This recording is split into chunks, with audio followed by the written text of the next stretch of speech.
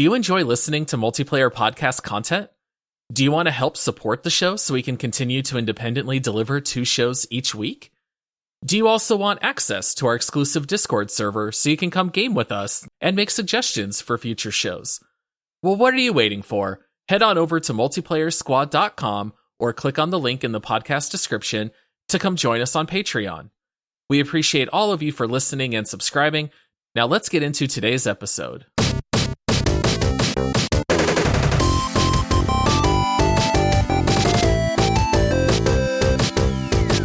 Hey squad mates, thank you for joining us for this episode of the Multiplayer Gaming Podcast.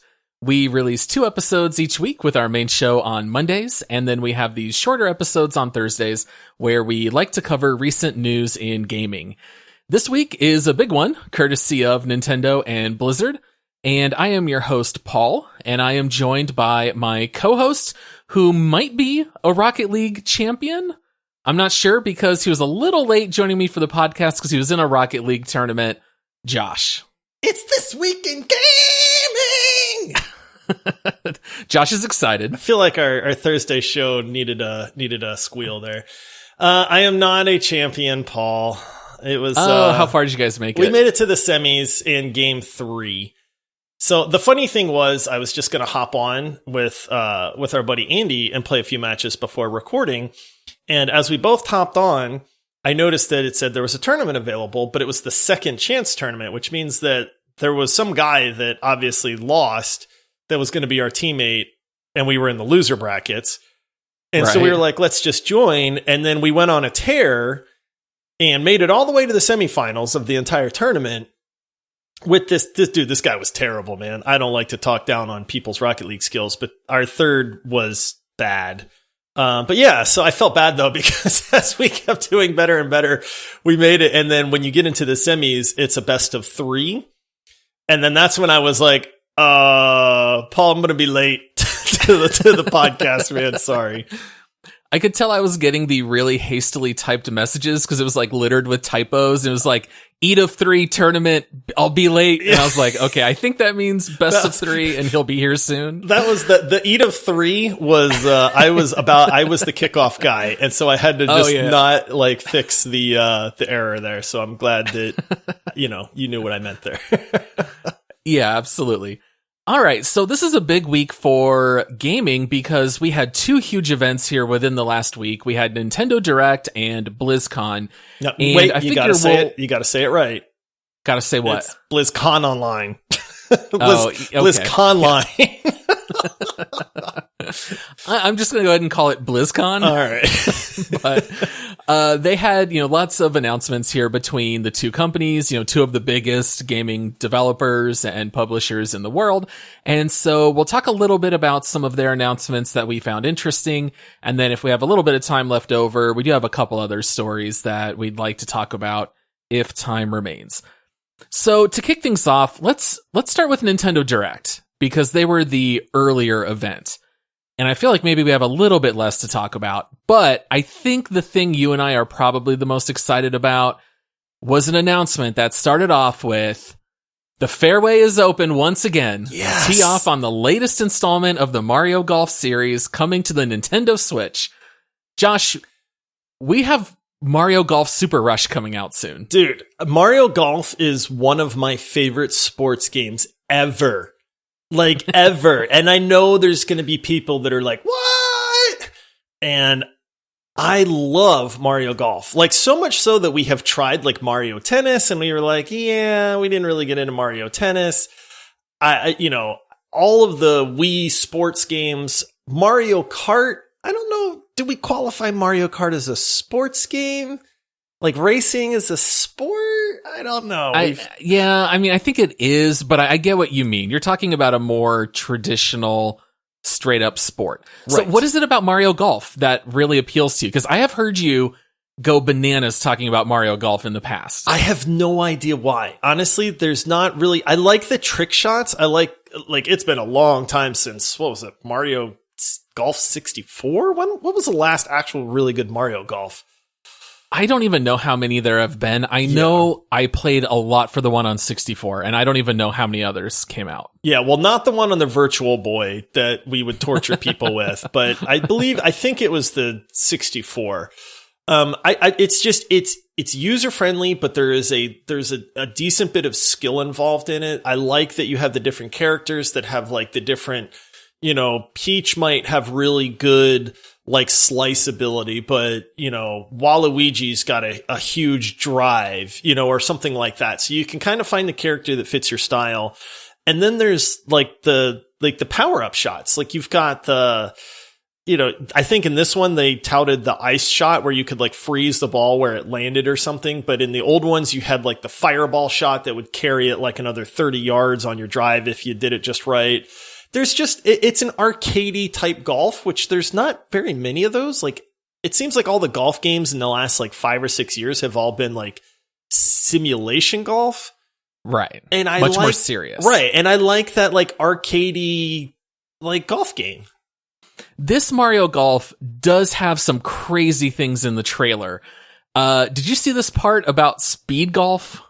I did not see the speed golf part. That was like, but I know it's called like Mario Golf Rush, or what was it called? Rush something? I can't even think of the title. So the idea behind it is that everyone tees off at the exact same time. So you see everyone teeing off with like vertical lines, and you see all the players. Everyone swings at once, and then you start running and racing each other on the golf course using abilities and like finding a star. And now you're running faster than everyone, and you run as quick as you can, get to your ball and hit it again. And so it's trying to combine this like street foot race along with golf. And I found it to just be utterly hysterical. And not exactly what I'm looking for in a golf game, but it is one of the modes that they're giving you. That's a little weird. I'm not sure how much that mode will catch on. It's like the Happy Gilmore of golf or something. Yeah. Like, we're making this more competitive. Oh, it's so silly. And they also really touted the idea that it's coming with a story mode. And again, I kind of felt like, I don't know who really cares about a story mode. Nobody cares about that. It's just, the problem is you can't just say, hey, it's Mario Golf, play some golf, play 18. Like, they have to throw in other stuff. Yeah. But, like, nobody's going to play any of that, I don't know. But it is online, which the old Mario Golf was not. So it will actually have online multiplayer, which is really cool. I'm looking forward to it, man. It's one of those games that I love playing. I am more of a fan of the arcade golf. Like, we did play a lot of the PGA Tour. And, you're right. It's very soothing. You've got the announcer that's like, and Paul is up the putt. If he makes this, he'll make a birdie. This is a par 3. Yeah, exactly. And the birds are tweeting and stuff. And you're like, until you miss like a 4-foot putt. And then you just like, like screaming. And then all your friends are laughing at you. And yeah. I didn't break my club. I was testing its durability. Yeah. So we got Mario Golf coming out. That one's coming out in June. So I think this is one that we'll probably all pick up, those of us who have a Switch. Although I do worry it's going to wear off quickly. I could see this being like a flash in the pan where we play for a week or two and then grow tired of it, which is exactly what happened with Mario Tennis. But I'm very open to the idea of it. All right. And then we also had... Maybe the news is the lack of news for this one here. I feel like the thing I heard about the most about Nintendo Direct was just simply the fact that there was no news about Breath of the Wild 2. It's the game that everybody wants a snippet of, or, give me a tidbit, man. Give me an appetizer. Give me something. Even if it's just Link, like going, hey, yes, we're still working on it. Breath of the Wild 2. Woo! Like, give me something. But they were just like, yeah, we'll have news on that later this summer. And it's like, what are they going to delay it? Are they going to like jump on the delay it bandwagon and be like, hey, it's not ready yet? Like, I don't know. Well, it kind of made me laugh because I did not watch the Nintendo Direct stuff live. And I started just Google searching for Breath of the Wild 2. And Google pre-filled with, is it canceled? Oh. And it was because people were posting saying, did Nintendo cancel it because it wasn't a part of Nintendo Direct? And of course, it's like, No, of course No. Breath of the Wild 2 will eventually release. There just was not any information here. But good news, Josh, you can get a remaster of Skyward Sword, which came out on the Wii. Okay. We're going to talk about another remaster later, and so I'm going to sound like the crotchety old man when we talk about that one too. Stop with the remasters. Like, honestly, just quit being lazy game developers and remastering everything. Like, I don't even remember Skyward Sword. I've played every Zelda game out there. Twilight Princess, I hated. I didn't even finish that one. Skyward Sword, apparently I don't remember very much about it, so it couldn't have been that great. And that's the one they picked to remaster? Like, come on, man. What's funny is Skyward Sword passed over me. I never played it on the Wii. I loved the Wind Waker, and I played that on GameCube, and I also bought the remaster for the Wind Waker on Wii U. And then just somehow in the middle, I totally missed the Zeldas that were out on the Wii. But I don't mind the remasters so much. If it's a fun game from the past, I am all for getting it now. I've bought basically all of the Mario remasters. My issue is that this game is going to be $60. And if you're going to be playing a game that is, I don't even know how old at this point, like 15 years old or something, I don't think you should have to pay $60 for a remaster. It's a money grab. It's honestly a money grab. Make it $20. You know, they'll make plenty of money off of that still, but all you're doing is updating textures. Like, they're not changing the gameplay as much as they want to. Every remaster has like the remaster trailer where it's like, oh, 4K graphics, updated sound, longer end roll credits, like whatever, it's just like they tout all this stuff and it's like, dude, it's the same game. Like, if you're lucky with Nintendo, which honestly you're not, is you might get better graphics. But as we've seen, like most of the remasters, at least the Mario ones, the graphics aren't even better. Yeah, especially when it's already kind of a cartoony style, you only get so much of a benefit with them upscaling it to today's displays. So I kind of feel like the Nintendo Direct was a little underwhelming, although I do know we're excited for Mario Golf. And then we can move on and talk a little bit about BlizzCon. I feel like we might have a little bit more thoughts about this. So Blizzard had a lot of announcements about a lot of games, but I think the center of what we would care about most is Overwatch 2. Oh, buddy. See, not a remaster, it's sequel. A new game. A sequel. This is how you develop games, man. And they had like a 38-minute demo of this game, and it was just, if that doesn't get you hyped up, man, about Overwatch 2, I don't know what will. And what's really kind of funny about it is, even though they talked about all of these different like new mechanics and gunplay and sound and heroes and PvE content and all this stuff, like, I still don't know what this game is gonna be.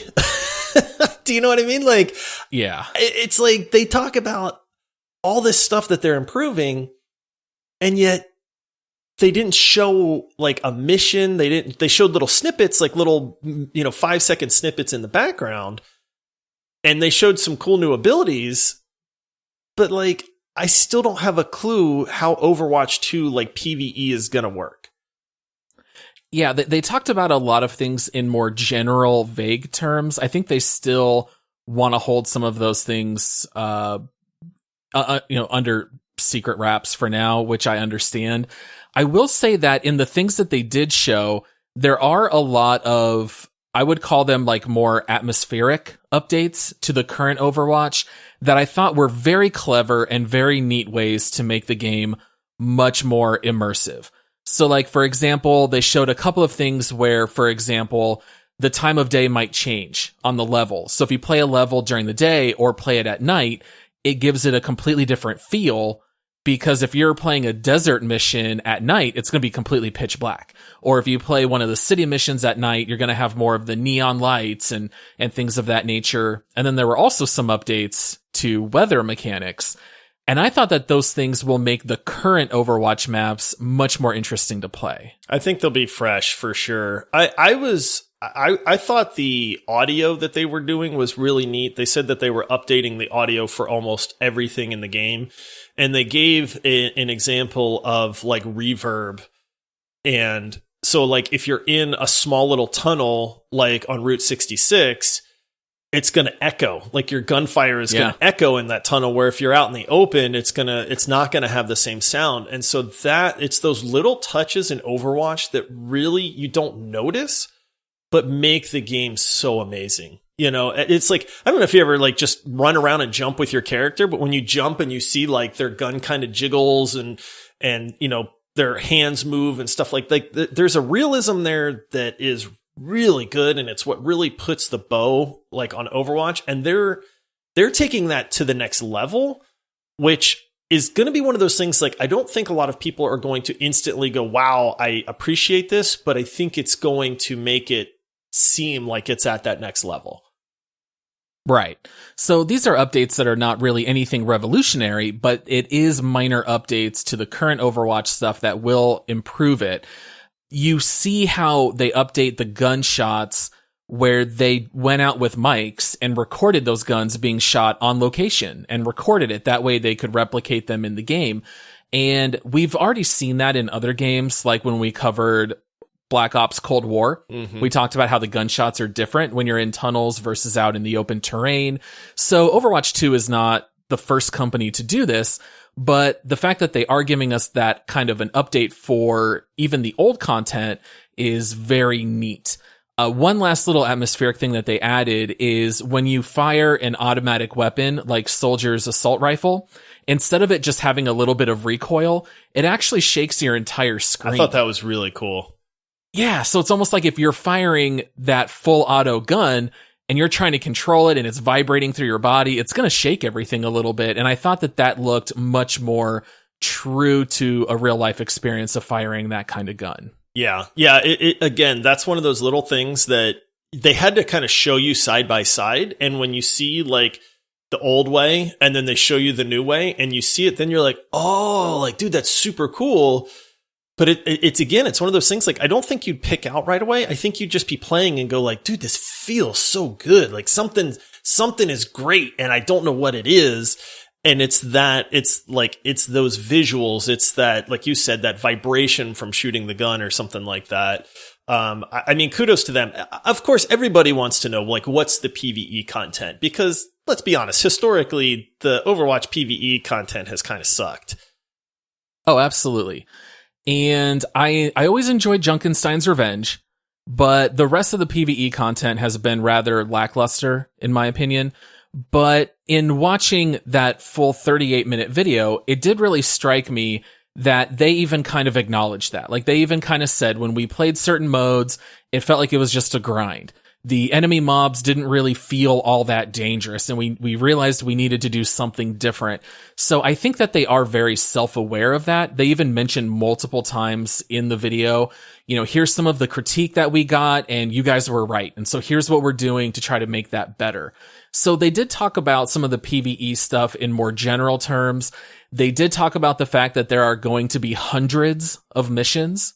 Good for them, man. That when they said that was the thing, they were talking about it and they said, look, we don't want this to feel like a grind. We want this to be something that you can hop on with your friends and play every night. And that's when I went, okay, cool. They kind of get it. And then they were like, so we need to have a lot of missions. And then I went, okay, sure. Like, what are you talking? Like 8, 10? Like how many? And then they were like hundreds of missions. And that's when I was like, yeah, hundreds. You guys are getting it now. Yeah, I love the Overwatch team. I feel like they've always kind of understood what people are looking for, and they usually deliver on things pretty well.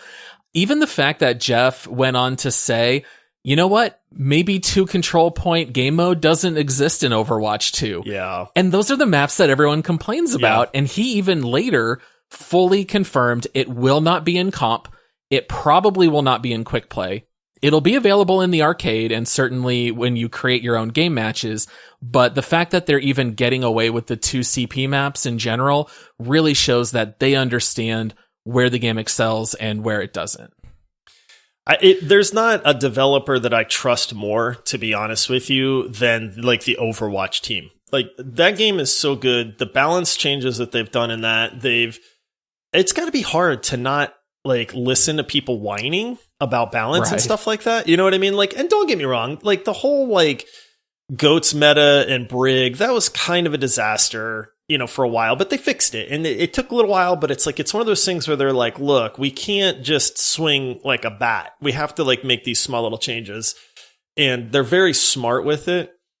And so I'm very interested to see like what this PvE content is going to be, because I don't know if you noticed, but there's like 3 skill trees per character. Yeah. And there's like, I mean, if I had to guess, 30 different skills in each tree. Yeah, it looks like there were 3 trees and each tree had 7 layers. Right. But so the fact that you get in to each play, layer.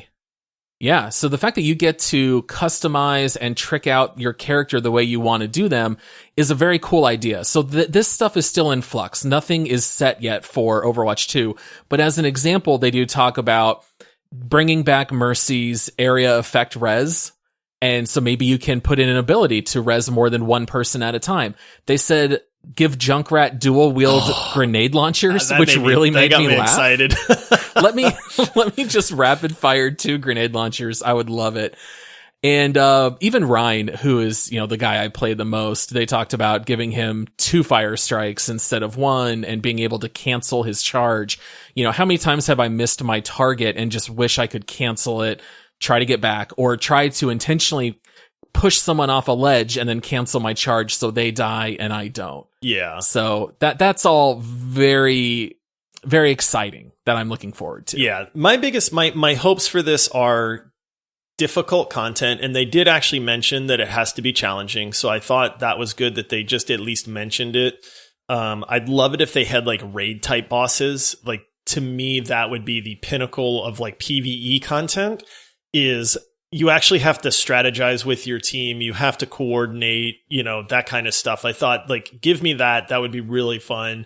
And then they even touched on it too, is they've got like dozens of null sector like enemies now versus like the 3 or 4 they had in the Overwatch PvE content, which is again boring and kind of rehashed stuff and stuff like that too. So I'm really excited. It just sucks because they've even said like, hey, this is not coming out in 2021.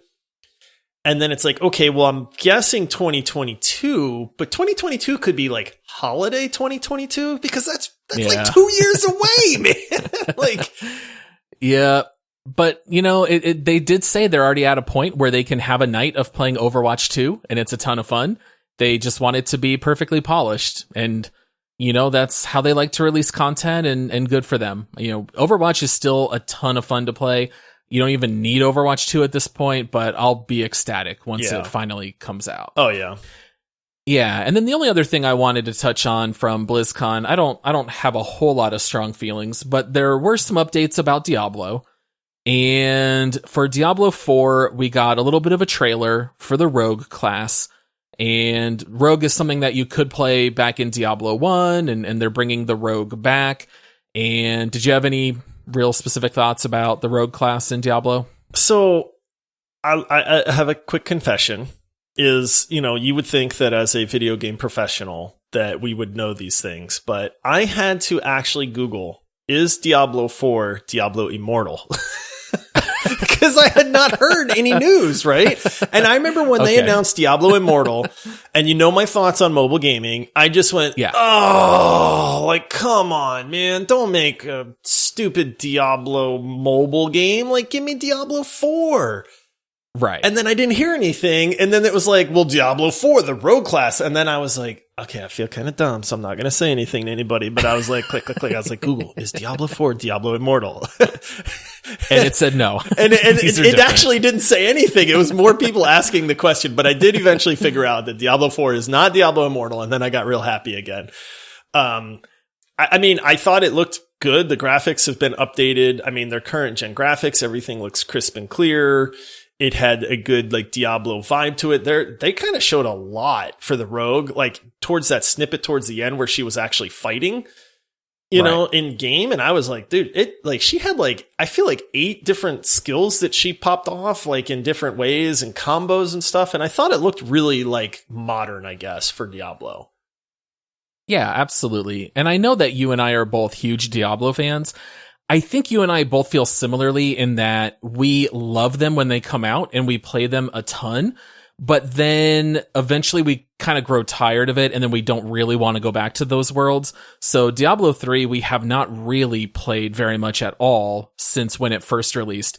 So I can't wait for Diablo 4 to come out. I think we'll kind of crack out on it for about a month, and then I kind of think we'll probably drop it at that point. It's just, there's nothing revolutionary about it. It's been done so many times. You know, what is it? Torchlight, Diablo, Path of Titans. You know, there's so many just knockoffs of this dungeon crawler type. I don't know, hack and slash dungeon crawler. What's the actual genre called? Hack and slash. Yeah. And it's like, I love them. They're mindless fun and they're a good time. But it's like you said, like eventually you just kind of go, okay, that was a lot of fun, but I'm tired of this gameplay now. Yeah. So the other big Diablo news is that they're coming out with Diablo 2 Resurrected, which is another remaster. Do you remember? Recue Josh's comments from 10 minutes ago and play them again. Yeah. You know, quit making remasters. and they're not even remakes. They're just remasters. So it's a fancy coat of paint. So you're still going to get the same old game, pretty much warts and all. They did say that they're putting in a couple quality of life updates, like a shared chest. That way you can quickly move gear between characters. And if you run over gold, you'll auto pick it up instead of having to click it. Credit and rolls. Like, it's just, again, shared chests. Gold pickup. Yeah, exactly. This is what we're being sold on. So I loved Diablo 2. I think it's probably the best hack and slash game ever. I don't think I really want to go back to it again, but for those of you out there who did love it, you'll be able to go back to Diablo 2. It is a fantastic game. You know, and I'll say this. If they released it for $10, I'd buy it. Just for the updated graphics and to play it again. For $10, fine, take my money. But I don't know how much it's going to be. $40 probably. You know, I don't think it's just, stop with the remasters, man. It's just going to be like this through the end of time. You and I are going to be 85 years old in some nursing home, and they're going to be coming out with the Mass Effect Super Legendary Edition, updated to 4000K, monitors, and we'll probably be playing it. So this is just the new thing, right? Like we've had Command and Conquer remastered, Warcraft 3 reforged, and this is just the easiest way to make money. Just capitalize on the old games, re-release it. I'm not opposed to it, just price it accurately is the only thing I would say. I'm opposed to it, man. I know it doesn't take much development power. I know you can probably just put a team of artists on it to update the textures and stuff like that, but it's just, as gamers, I feel like we should know better. You know, if nobody bought a remaster, then they'd go, oh, okay, like this works. It's kind of like loot boxes, right? Like if nobody spent money on loot boxes, then that microtransactions wouldn't really be a thing because they'd go, well, we tried it, it failed. Right. Yeah, gotta talk with your money, right? Right. So I know we're going a little bit long here today, but I kind of feel like we have to touch on one last piece of news. Josh, all I have to say is Mortal Kombat. Oh, dude. Did you watch this trailer? I watched the Red Band trailer. So for our younger listeners, don't watch the Red Band trailer. But cover your ears. Yes. As we talk about it. I'm going to tell you something, Paul. I love the Mortal Kombat movies. As cheesy as they are, I saw the original Mortal Kombat in the movie theaters way back in the day. That's how excited I was. Like on opening night, I went with a bunch of friends and I thought it was phenomenal. I love these like cheesy, you know exactly what they are. Like they're not trying to be some crazy plot. It is just like, dude, I want to see super cool fights, super cool like characters, effects, special moves, fatalities and all that goodness. I love, it's like a guilty pleasure, man. And so this trailer looked great and I am going to go see this movie. Well, I did not think the trailer looked great. This is not exactly my cup of tea, but I will say if you're going to make a Mortal Kombat movie, the originals are PG-13, which is weird because you're talking about the first video games basically that were rated R, and they were definitely neutered for the movies in order to bring in a bigger audience. They're not holding back on this Mortal Kombat. No, these not movies at all. are very bloody and gory. Super violent. Like, they went all out and said, hey, like, I guess the popularity of Mortal Kombat, was it 11? 10? I forget the one that just came. I haven't played a fighting game on my PC in forever. But that Mortal Kombat, they went all out on the fatalities. And the movie is just following along with that. Like, yeah. I'm excited. I will man. say the original movies had great theme songs. Oh, absolutely. Dude, I can Love those. still sing like the Mortal Kombat. I pull it up every now and then, like, and just play it through my house. Like, cause my kids are like, what is this? And it's just like, I'm downstairs, like dance fighting, you know, and doing all this stuff and, you know, get over here. And my kids are like, oh my goodness. Like, yeah, he's not lost understanding it, how man. big techno was in 1995. Yeah, exactly. Yeah, I did enjoy the original movies a fair amount. The newer one, it'll be on HBO Max, which I have, so I'll be able just to dial it up and watch it for free when it releases. Theater, man. I'll check it out, but I don't know. We'll see. I don't know. That's one of those ones I want to see in the theater. I like how Sub-Zero, like, they've done a good job with the characters too. Like Jax, like, they like, you know, people wonder like, how did Jax get his arms, right? And the then robotic arms. They show the dude ripping his arms off. And they show. Well, there oh you yeah. go. There are some pretty interesting things. It very much comes across like a superhero movie where all of them are using their powers. You know, Sub-Zero cuts one guy and then the blood spurts out and he freezes the blood into a dagger and then stabs him with it. And I'm just like, I could picture Josh loving this movie, so Absolutely. I'm not surprised to hear it. Yes. It was kind of clever how they decided to use some of their powers. So if you haven't seen that trailer, it is a Red Band trailer. Don't watch it with any kids around, but you can go dial that up on YouTube. All right. Well, that's all the news that we have here for you guys here today. So thanks for joining us. We would like to ask you to help support the show by leaving us a review, subscribing to the podcast, and then also come visit us at multiplayersquad.com. That is a link to our Patreon page where you can choose to help support the show and keep us running with 2 episodes every week. Again, that's multiplayersquad.com.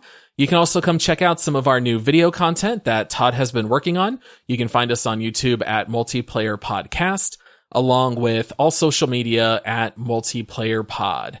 And then we will be back with another episode on Monday where we will finally be covering Valheim. Oh, I'm excited. I feel like we've been prepping for this for weeks, and that'll finally be here.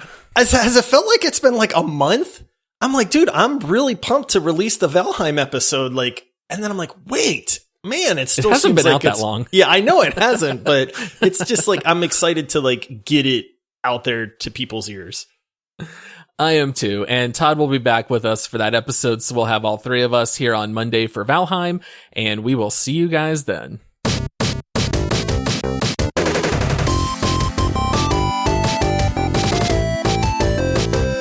And then we have these shorter episodes on Thursdays where we cover recent gaming in news. Recent news in gaming. Let's try that again. This is recent gaming and news. There you go.